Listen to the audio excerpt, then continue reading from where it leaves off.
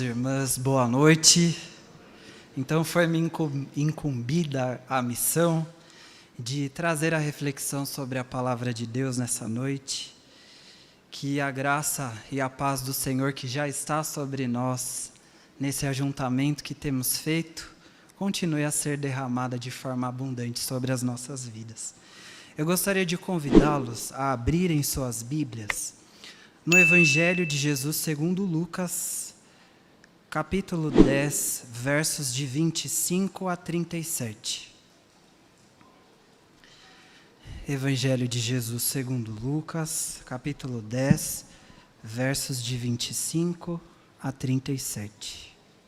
E o texto nos diz o seguinte: E eis que certo homem, intérprete da lei, se levantou com o intuito de pôr Jesus à prova e disse-lhe: Mestre, que farei para herdar a vida eterna? Então Jesus lhe perguntou: Que está escrito na lei? Como a interpretas? A isto ele respondeu: Amarás o Senhor teu Deus de todo o teu coração, de toda a tua alma, de todas as tuas forças e de todo o teu entendimento, e amarás o teu próximo como a ti mesmo. Então Jesus disse-lhe: Respondeste corretamente, faze isto e viverás. Ele, porém, querendo justificar-se, perguntou a Jesus: Quem é o meu próximo? Jesus prosseguiu dizendo: Certo homem descia de Jerusalém para Jericó e veio a cair na mão de salteadores, os quais, depois de tudo lhe roubarem e lhe causarem muitos ferimentos, retiraram-se, deixando-o semi-morto. Casualmente descia um sacerdote por aquele mesmo caminho e, vendo-o, passou de largo. Semelhantemente, um levita descia por aquele mesmo caminho e, vendo-o, também passou de largo. Certo samaritano que seguia o seu caminho passou-lhe perto e, vendo-o, compadeceu-se dele. E chegando-se, pensou-lhe os ferimentos, aplicando-lhes óleo e vinho, e colocando-o sobre o seu próprio animal, levou-o para uma hospedaria e tratou dele. No dia seguinte, tirou 2 denários e os entregou ao hospedeiro, dizendo: Cuida deste homem, e se alguma coisa gastares a mais, eu te indenizarei quando voltar. Qual destes 3 te parece ter sido o próximo do homem que caiu nas mãos dos salteadores? Respondeu-lhe o intérprete da lei, o que usou de misericórdia para com ele. Então Jesus lhe disse: Vai e procede tu de igual modo. Vamos orar, irmãos. Senhor nosso Deus, nós estamos aqui reunidos em nome de Jesus, e diante de nós está a tua palavra, a tua santa e perfeita lei. Nós pedimos, Senhor, encarecidamente a ajuda do teu Santo Espírito, para que ilumine as nossas mentes, a fim de que compreendamos o que a tua palavra tem para nós nessa noite. Que o Senhor nos dirija a ti mesmo, ó Deus, e conforme as nossas vidas, segundo o teu querer. Em nome de Jesus te pedimos. Amém. Bom, neste texto nós encontramos uma das parábolas mais conhecidas das Escrituras Sagradas, a parábola do bom samaritano. A palavra parábola, que do grego parábole significa colocar de lado, em seu uso bíblico refere-se à comparação ou contraste de uma realidade natural, corriqueira, cotidiana, do dia a dia, a uma verdade espiritual. Embora as verdades espirituais sejam extraídas de situações do dia a dia, as parábolas exigem dos seus ouvintes profunda reflexão, dedicação no que se refere à busca pelo entendimento do que elas desejam transmitir. Envolvem-se na busca por compreendê-las apenas aqueles que desejam dedicar sua vida ao conhecimento de Deus. É em razão disso que o próprio Cristo afirmou: usar as parábolas para que as verdades espirituais estivessem apenas ao alcance dos eleitos, conforme nós encontramos registrado no Evangelho de Jesus segundo Mateus, capítulo 13, versos 10 e 11. O contexto que dá origem ao anúncio da parábola nos aponta a um intérprete da lei. Em meio a mais um dia dos ensinamentos de Jesus, ensinamentos realizados no ministério produtivo, este escriba se levanta e traz uma questão com a intenção de colocá-lo à prova. É o que nós encontramos no verso 25. E ele questiona: Mestre, que farei para herdar a vida eterna? Essa pergunta interessante sobre um assunto de profunda relevância nos mostra que a indagação do escriba parte de um pressuposto que rompe com uma perspectiva puramente materialista e caminha para a esfera do transcendente, buscando respostas à vida que está para além daquilo que os nossos olhos são capazes de enxergar, e uma vida totalmente diferente daquela que nós experimentamos aqui, pois é imperecível em tempo e em qualidade. No entanto, o texto já nos mostra que a motivação por trás dessa indagação é maquiavélica. Como um bom conhecedor da lei, o escriba desejava ridicularizar Jesus diante das pessoas que estavam presentes na ocasião, como muitos outros tentaram fazer em diversos momentos do seu ministério. Há quem diga que diante de um possível tropeço de Jesus, o intérprete da lei teria condições de se dirigir à multidão e declarar-lhes que assuntos de tamanha importância deveriam ser deixados para aqueles que realmente têm a expertise na lei responder. No entanto, Jesus, como um hábil conhecedor das reais motivações humanas, ao perceber a intenção daquele homem, respondeu à sua questão com uma nova e perspicaz pergunta no verso 26. Que está escrito na lei? Como a interpretas? Jesus instiga o escriba a resgatar aquilo que lhe é de mais familiar em sua tradição religiosa para responder à sua própria questão. Tal homem evoca com assertividade o que encontramos registrado em Deuteronômio, capítulo 6, verso 5, e em Levíticos, capítulo 19, verso 18.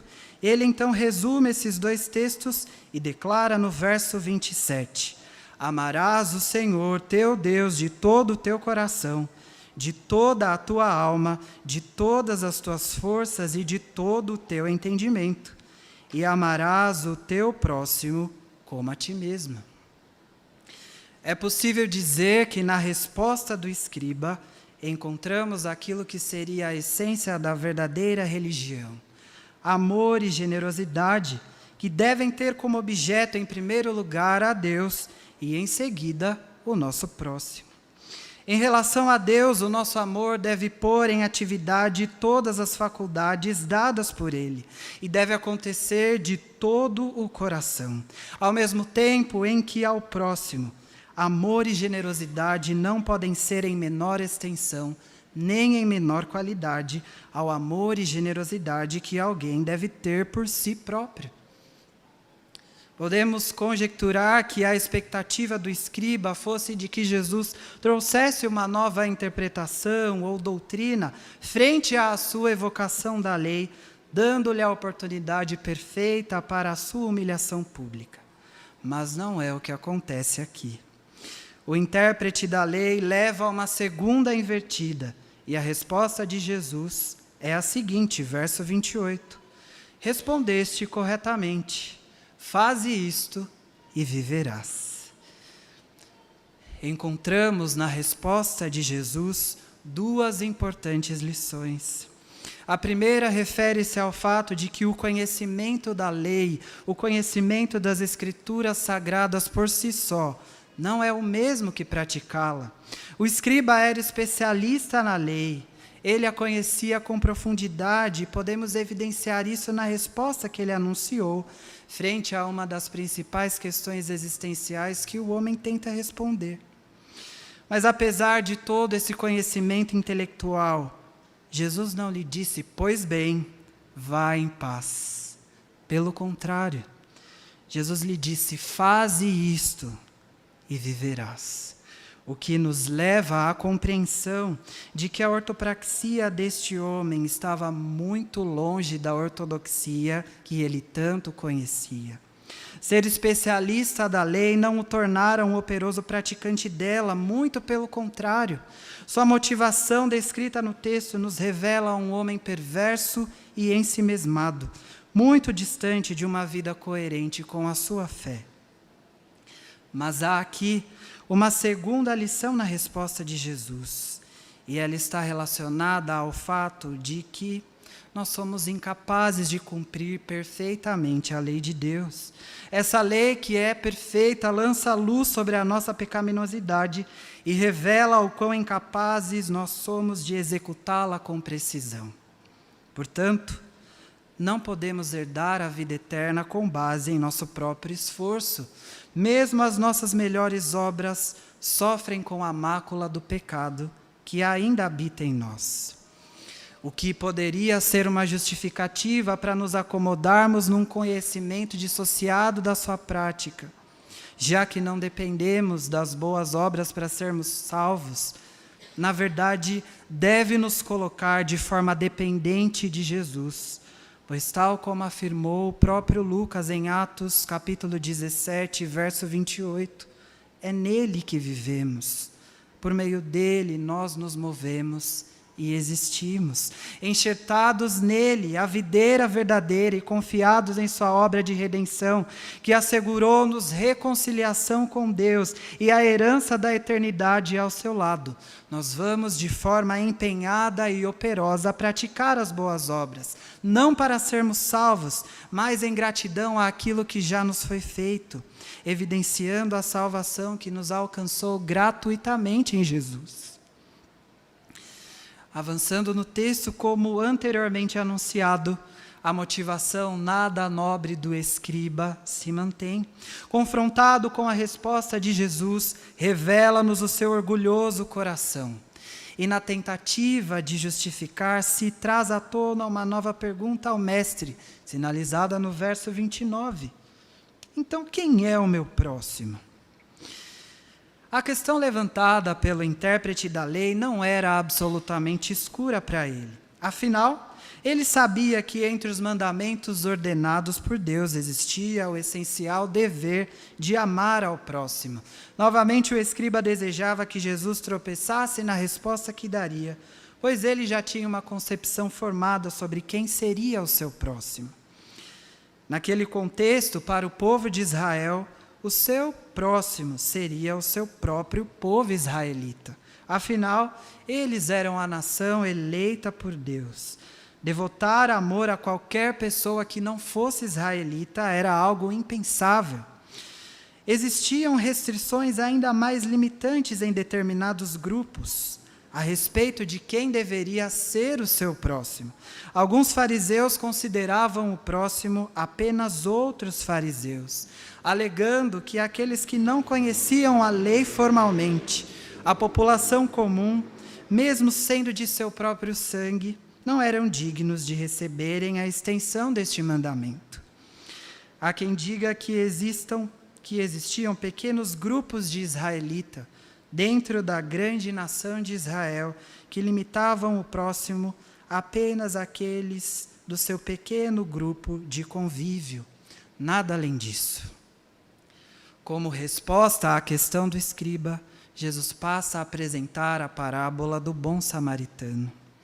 É interessante pensar que nesta resposta Jesus estava prestes a desconstruir totalmente a concepção distorcida daquele homem e também de seus ouvintes, que carregavam por tantos e tantos anos numa tradição religiosa que há tempos se desviava do que realmente significava amar a Deus e ao seu próximo. Nós lemos no verso 30. Certo homem descia de Jerusalém para Jericó e veio a cair em mãos de salteadores, os quais, depois de tudo lhe roubarem e lhe causarem muitos ferimentos, retiraram-se, deixando-o semi-morto. A descida de Jerusalém a Jericó era de fato muito desafiadora. Jerusalém estava a cerca de 800 metros acima do nível do mar, enquanto Jericó, que não era a cidade cujas muralhas foram ao chão, ficava a cerca de 300 metros abaixo do nível do mar. Com isso, aqueles que ousavam se aventurar por este trajeto contariam com um caminho de cerca de 27 quilômetros íngreme, pedregoso, esburacado e, portanto, facilmente acidentável. Apesar de ser um percurso nada fácil, não era incomum encontrarmos pessoas percorrendo este trajeto. Afinal, Jericó havia sido construída ao redor de um oásis, o que atraía turistas. Mercadores aproveitavam este cenário para a venda de seus produtos. E todo este movimento atraía assalteadores que colocavam-se junto à estrada para cometerem os seus delitos. Jesus nos conta que este homem, provavelmente um israelita, estava percorrendo sua jornada de descida a Jericó quando foi surpreendido por ladrões. Não havia possibilidade de fuga, pois os bandidos haviam o cercado. Esses homens perversos, nada parecido com os ladrões de hoje em dia, não só roubaram seus pertences, mas também o agrediram, de forma tão cruel que deixaram-o semi-morto à beira do caminho. A história continua e no verso 31 somos informados que casualmente descia um sacerdote por aquele mesmo caminho e, vendo-o, passou de largo. É curioso Jesus usar a figura do sacerdote como alguém que demonstrou indiferença à devastadora situação em que encontrava o seu compatriota e irmão de fé. Por serem os representantes do povo diante de Deus, conhecedores exímios da lei, não deveria se esperar nada menos de um sacerdote do que a compaixão por alguém que se encontrasse numa condição vulnerável. E não é o que acontece aqui. Apesar de existirem leis cerimoniais estabelecidas por Deus e que determinavam um tempo de purificação para quem tivesse contato com o morto, e o homem à sarjeta semi-morto poderia causar confusão, não há justificativa para a omissão do sacerdote, uma vez que a descida de Jerusalém para Jericó nos revela que ele já tinha concluído seus deveres sacerdotais e muito provavelmente estava retornando em direção à sua casa. Ele não voltaria em tão pouco tempo ao templo para os seus serviços. O homem de Deus, conhecedor das Escrituras, que há pouco estava servindo ao Senhor no templo, cumprindo a sua nobre missão junto ao povo, agora, fora das quatro paredes, portanto longe dos olhos daqueles que sobre ele colocavam toda a expectativa de alguém que deveria ser exemplo e demonstrar amor e compaixão ao seu próximo, comportou-se de modo contrário a tudo que ele dizia acreditar. Conhecimento da lei não é o mesmo que praticá-la. Mas há um segundo personagem nessa história. Jesus nos conta no verso 32. Semelhantemente, um levita descia por aquele lugar e, vendo-o, também passou de largo. Por conta da descida íngreme a Jericó, comentaristas descrevem que é muito provável que o levita tenha assistido ao ato de indiferença do sacerdote. Fato é que este homem de Deus, que também desempenhava um importante papel no templo, servindo a Deus, servindo ao povo de Deus, e que muito provavelmente também estaria voltando à sua casa, assim como o sacerdote, ele também não deu a mínima importância para a situação do pobre homem moribundo. Ambos conhecedores da lei, ambos servo de Deus e do seu povo no templo, ambos passaram de largo do homem assaltado e ferido. Homens cheios de ortodoxia, mas completamente vazios em ortopraxia.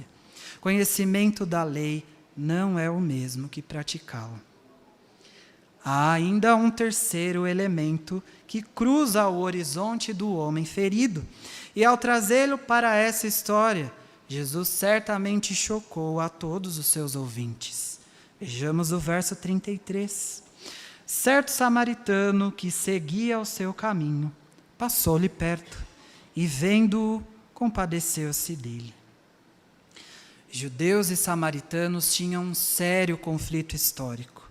Judeus consideravam os samaritanos como um povo impuro, pois a sua origem se deu a partir da mistura de israelita com outros povos, contrariando a ordenança do Senhor.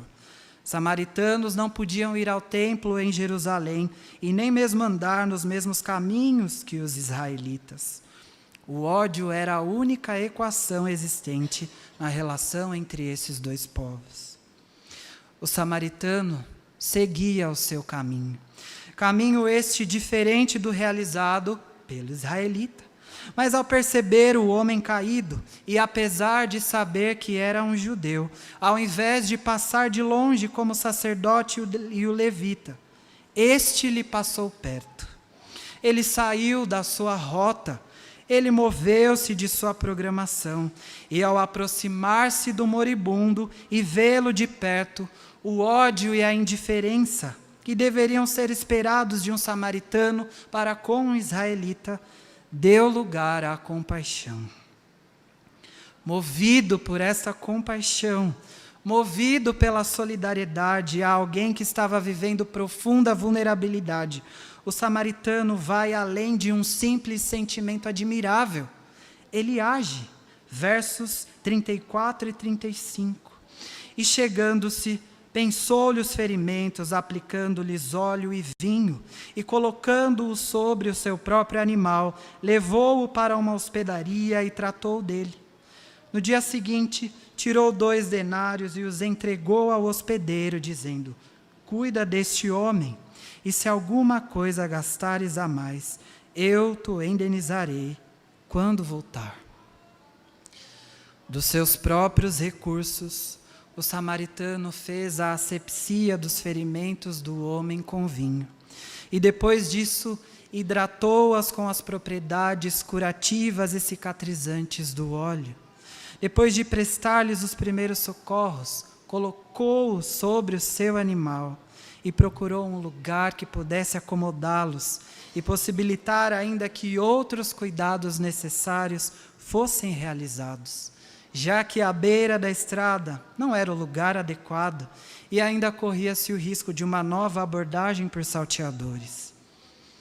Ele procura uma hospedaria e, não obstante a ter encontrado, este samaritano passou a noite toda com aquele homem, assistindo-o em suas necessidades. Frente à urgência de cuidados que aquela situação lhe despertou, toda a sua programação ficou em segundo plano. Apesar de estar seguindo o seu caminho, ele parou tudo para exercer a compaixão. Nem mesmo seus recursos financeiros foram poupados. Depois de ter cuidado daquele homem por toda a noite, no dia seguinte, alinhou com um hospedeiro cuidados continuados, oferecendo-lhe 2 denários, o que equivalia a 2 dias de trabalho, e asseverou que, se porventura tal quantia não fosse suficiente, no retorno da sua programação, ele acertaria o restante necessário. De quem não se esperaria absolutamente nada além de hostilidade, encontramos uma extraordinária compaixão. Depois desse impressionante relato, Jesus ressignifica a pergunta do escriba e a devolve da seguinte maneira no verso 36. Qual destes 3 te parece ter sido o próximo do homem que caiu nas mãos dos salteadores? O intérprete da lei, que na tentativa de encontrar uma forma de humilhar Jesus e que buscou saber quem era o seu próximo, a quem deveria amor, agora era inquirido a responder quem havia sido o próximo do homem ferido e assaltado. Completamente humilhado em suas crenças distorcidas, ele foi obrigado a reconhecer que o próximo daquele homem foi o que usou de misericórdia para com ele, verso 37. Apesar de ser aquele homem um samaritano, alvo da sua repugnação. Jesus então, no mesmo verso 37, lhe diz: vai e procede tu de igual modo. Ao refletirmos sobre como esta parábola atravessa tempo e gerações e nos encontra hoje atravessando as nossas vidas, vamos perceber que não poucas vezes ainda nos comportamos à semelhança do sacerdote e do levita. Nós protestantes somos o grupo que mais cresce em nosso país, segundo os dados do IBGE de 2010. Temos livre acesso às escrituras, liberdade de culto. A literatura cristã, assim como a música sacra, são parte fértil da nossa cultura, dissemina-se por toda parte. Com isso quero dizer que, embora nem tudo que se produza seja parte de uma teologia saudável, o conhecimento das Escrituras está acessível a nós. Mas isso ainda não foi capaz de transformar, muitas vezes, a forma como nós procedemos em sociedade. Muitas vezes nós ainda vamos encontrar um grande abismo entre aquilo que nós confessamos e aquilo que nós realizamos no nosso dia a dia. Estamos envolvidos com tantas coisas deste mundo, que nos perdemos em meio a um tempo que parece não ser suficiente para todas as atividades que temos por realizar, e assim vamos mantendo o padrão de uma sociedade individualista e sem espaço para enxergar o próximo de forma pessoal. Esprememos nossas agendas para caber o dia do Senhor e nos damos por satisfeito no exercício da nossa religião, quando estamos entre as quatro paredes aos domingos. Descansamos com a consciência limpa no exercício de amar ao próximo, quando frente a uma grande catástrofe, contribuímos com doações solicitadas, desde que isso não nos custe envolvimento pessoal e tempo.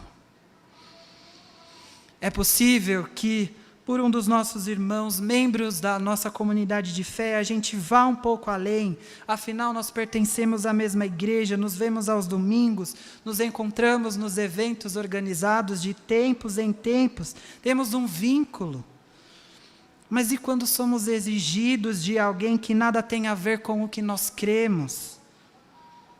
O quanto estamos dispostos a expressar amor com envolvimento e dedicação às necessidades dessas pessoas? A começar de mim. Precisamos pedir a Deus que faça com que todo o nosso conhecimento, acumulado em anos e anos de frequência aos cultos e à escola dominical, desça para o nosso coração e nos coloque em movimento. Coloque-nos em direção ao nosso próximo. E ao nos depararmos com Ele, fazer com que o nosso empenho em seu favor custe para nós o mesmo esforço que empenharíamos por nós mesmos. Esta é a medida, nada abaixo disso. Se prestarmos atenção, sempre vamos nos deparar com alguém à beira da estrada, ferido por este mundo vil, enfrentando sofrimentos desafiadores e que muitos se beneficiariam de uma mão estendida, de um conte comigo, de um vou orar por você, mas também vou fazer esse caminho do sofrimento ao seu lado. Somos parte de um mesmo corpo, o corpo de Cristo. E como bem afirmou Paulo no texto de 1 Coríntios capítulo 12, verso 12, se um membro desse corpo sofre, todos deveriam sofrer com ele e se mobilizar pela sua recuperação. Porque quando este mesmo membro se alegra, essa alegria pertence a todo o corpo do qual ele faz parte. É fato também, quando consideramos a história narrada por Jesus, do ponto de vista do homem semi-morto, que Deus, em sua infinita misericórdia, sempre suprirá as nossas reais necessidades. Aquele homem precisava de ajuda. E apesar de não tê-la recebido de quem deveria, Deus não deixou de assisti-lo. De quem menos se esperava auxílio, Deus tratou de providenciar socorro. Da mesma forma, nós podemos descansar na certeza de que, em meio aos desafios que vivemos, o Senhor sempre cuidará de nós.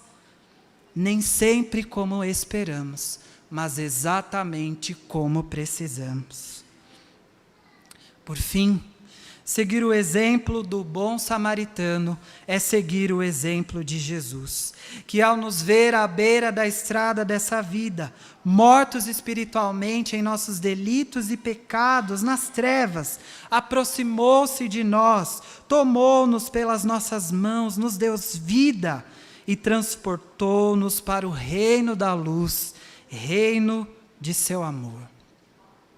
Não há maior amor e generosidade no mundo em termos humanos, que se assemelha àqueles que se empenham por compartilhar às pessoas da mensagem que pode transformar a sua condição espiritual, do verdadeiro amor do qual nada nem ninguém pode ser separado depois que o conhece verdadeiramente, da graça abundante recebida sem mérito algum, e que deve ser anunciada com a mais profunda gratidão por alguém que reconhece que estava morto e recebeu vida novamente, e recebeu vida eterna.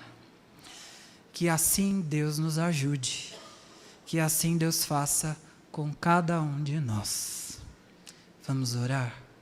Senhor, nós estamos aqui diante da Tua palavra, na qual refletimos nessa noite, e o Senhor nos confrontou, ó Deus, em relação a como temos vivido, a como temos amado ao Senhor, a como temos amado o nosso próximo. É bem verdade, Senhor, que somos tão falhos, é bem verdade, Senhor, que muitas vezes deixamos a desejar. Te pedimos perdão, Senhor. Pedimos a Tua misericórdia sobre as nossas vidas. E pedimos que o Senhor nos ajude, ó Deus, a amar-te. E a amar-te de tamanha forma que sejamos mobilizados, ó Deus, em favor daqueles que perecem, em favor daqueles que ainda não conhecem ao Senhor, daqueles que estão em trevas como nós em outro tempo também estávamos. Senhor, desperta-nos para a Tua missão, para cumprirmos o Teu chamado, para encontrarmos homens e mulheres feridos pela estrada e levantarmos pelo amor que nós já recebemos em Cristo Jesus. Capacita-nos, Senhor, sustenta-nos, Senhor. Essa é a oração que nós fazemos, por meio de Cristo Jesus. Amém. Amém.